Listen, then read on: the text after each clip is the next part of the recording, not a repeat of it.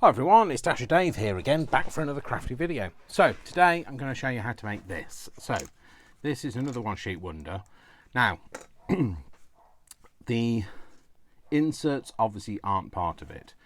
So what I've done is I haven't glued anything in unless it's part of the thing. So you've got a little pocket here. Okay, I will be honest, this bit is just a piece of scrap paper. It's not part of the 12 by 12 cardstock, but you know, you don't have to put it in if you don't want to anyway. So there's a little pocket here.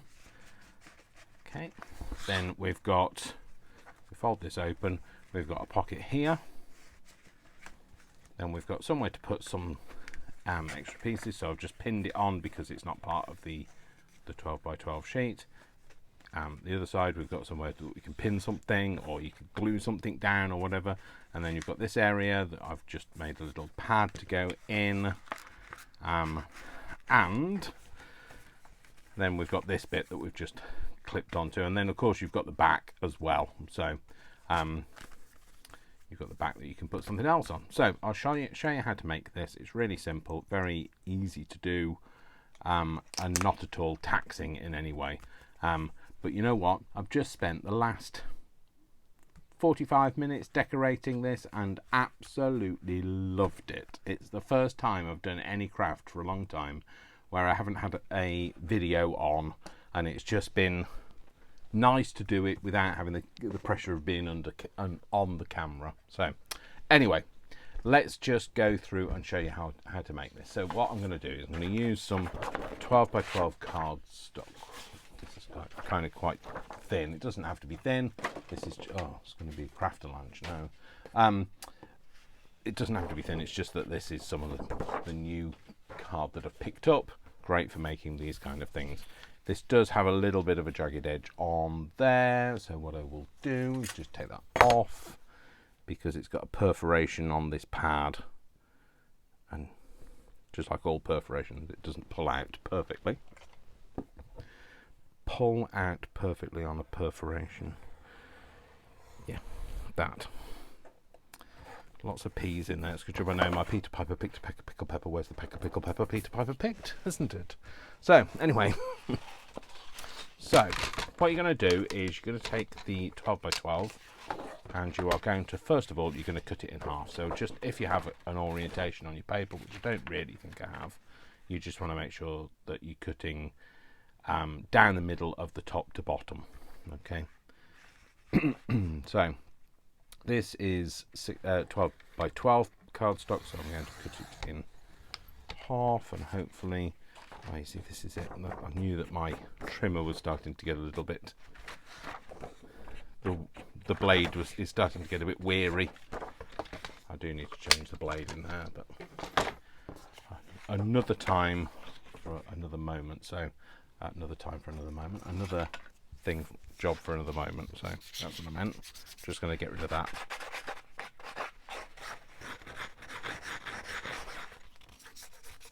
Just so that it's not too annoying. Obviously, you know, we're going to ink it, so it's going to all be beautiful anyway. Just get rid of most of the bits. Right, okay, so, well, I didn't do a very good job, but there you go. So take one, so these should be the same height, which they are there or thereabouts, and we're going to take one of the pieces, doesn't matter really, but like which one, what do I want on the outside? I don't mind. Anyway, so you're going to take this piece, you're going to put it on, and you're going to have it so that it's on lengthways. Okay, so no, don't score with that, Dave. That's going to take somebody's fingers off. Just bear with me, I'm going to have to cough. I'm really sorry. There's all the particles of paper. So you're going to, this first piece, you're going to score it at 4 and 8. Okay, and then just put those score lines in.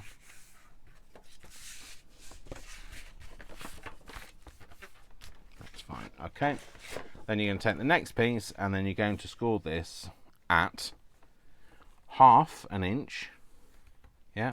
Then you're going to score it at 4 and whatever they are.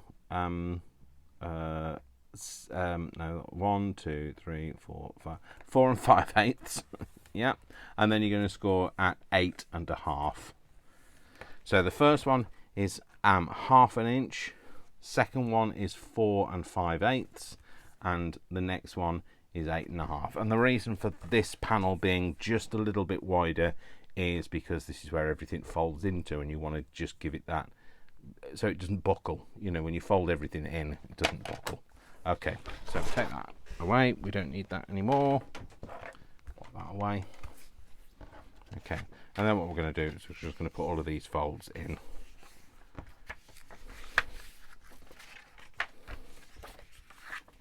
Like that. Okay, so, oh, actually,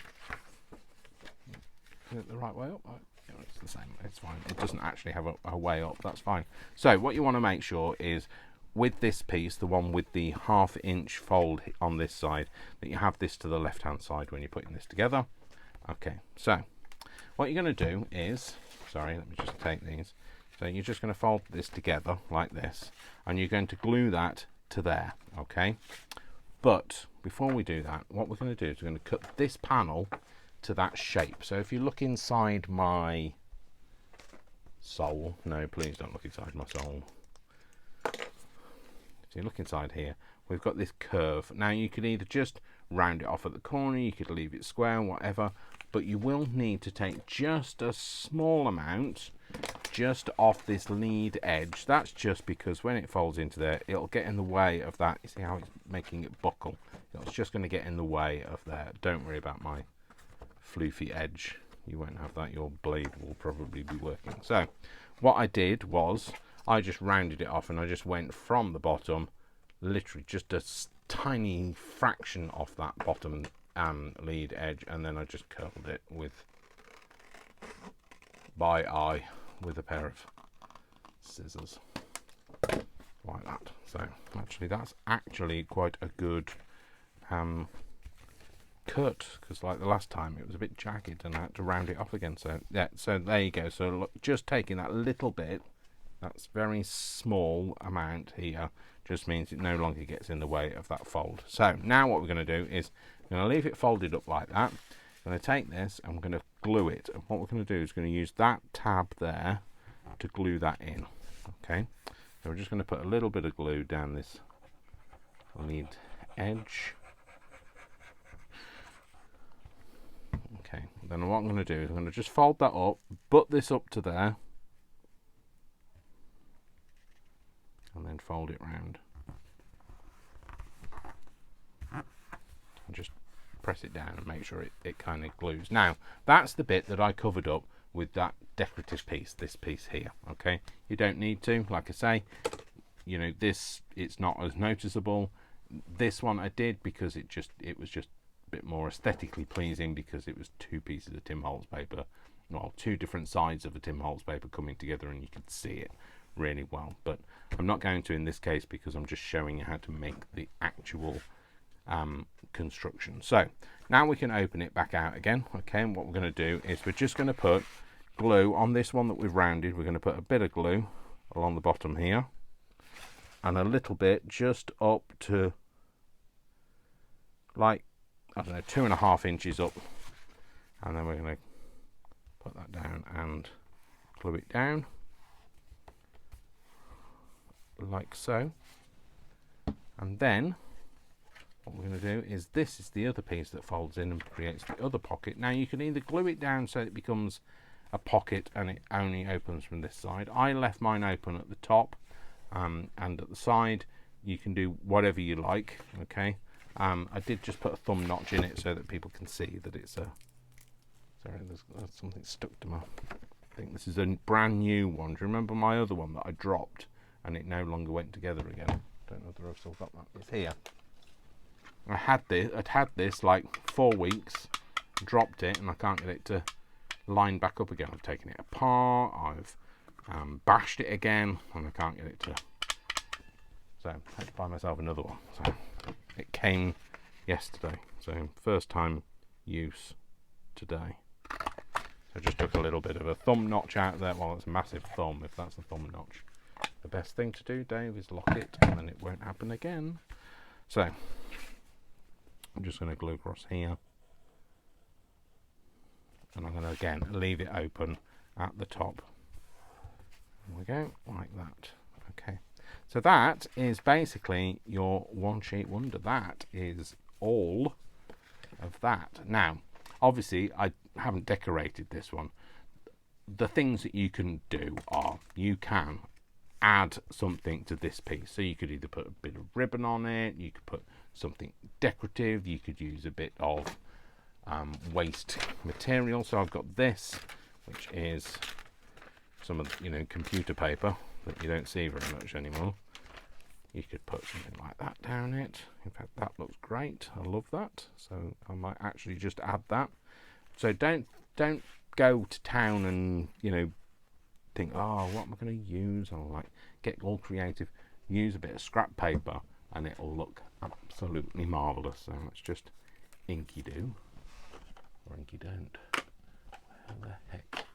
Where the heck, Dave, is your ink? Oh, where indeed? Just had it a minute ago. No, it's not there. None of them. Maybe it's that. Is it that? It's a dry a vintage photo. I don't want the dry one. I'll use this rusty hinge. So I'm just going to ink down this edge. So I'm going to do a bit of decorating on this. I'm not going to go full on mahoosive decorating because that's not what we're here for. You wanted to see how to make the one sheet wonder, the one page wonder, or the one hit wonder, or whatever you want to call it.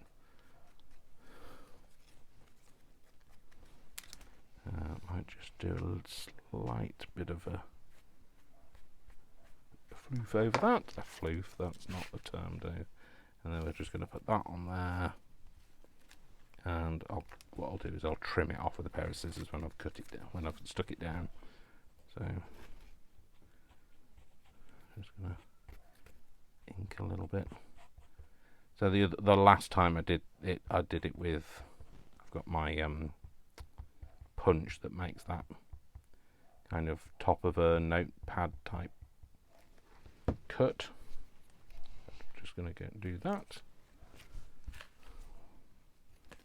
Wipe it across and pop that on there.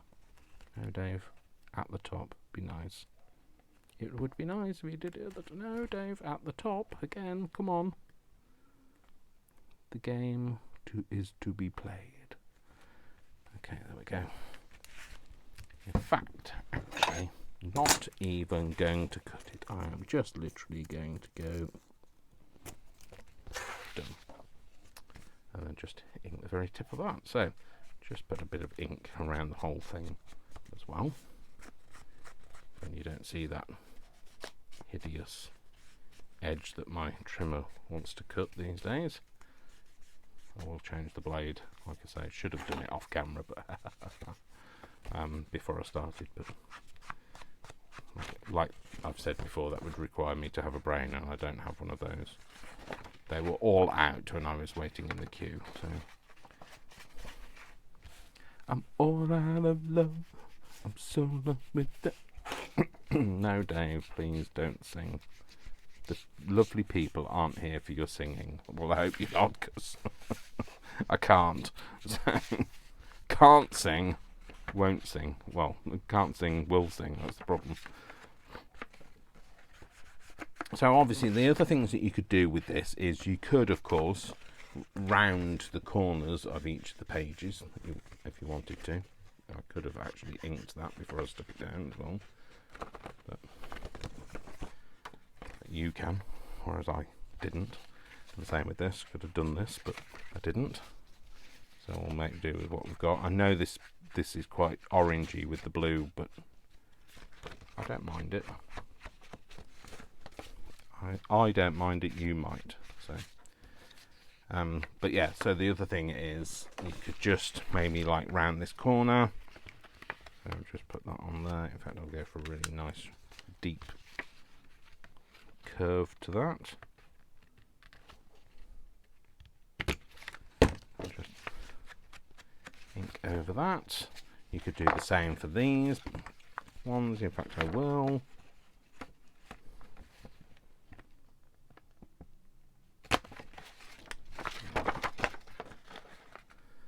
But it's just so simple, and then you can fill it until your heart is till your heart is desired. No, yeah, Dave, shut up.